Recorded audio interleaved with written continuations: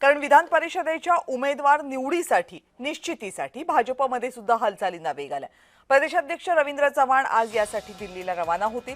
चव्हाण भाजपचे राष्ट्रीय अध्यक्ष नितीन नवीन आणि अमित शहांची भेट घेतील।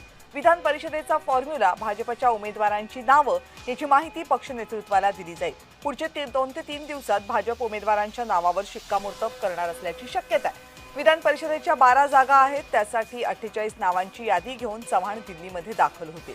या संदर्भातली सुद्धा आणखी अपडेट आपण मनोजकडून घेऊयात। मनोज, कविता मॅडम, आपण बघितलं विधान परिषदेच्या स्थानिक स्वराज्य संस्थेच्या ज्या निवडणूक आहेत त्या आता आपण जवळ आलेल्या आहेत आणि त्यानुसार आपण सर्व पक्षांच्या बैठकीचं सत्र देखील या ठिकाणी सुरू झालेलं आहे आणि महायुतीचं देखील बैठकीचं सत्र हे सुरू झालेलं आहे। पण अद्यापही या ठिकाणी कोणताही फॉर्म्युला हा निश्चित झालेला नाहीये, कारण की कोणत्या अजून काही जागांवरती या ठिकाणी शिक्कामोर्तब होत नाहीये आणि त्यामध्येच आपण बघितलं विधान परिषदेच्या उमेदवारांसाठी निश्चित झाली भाजपकडला हालचालीला आता वेग आलेला आहे।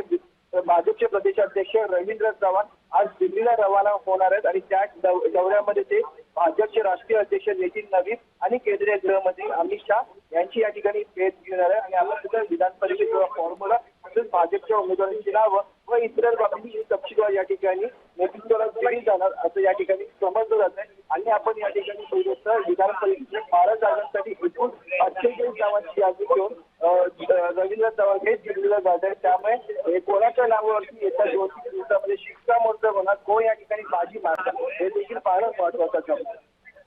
मनोज, धन्यवाद तुम्ही दिलेल्या या सगळ्या अपडेट्स बद्दल।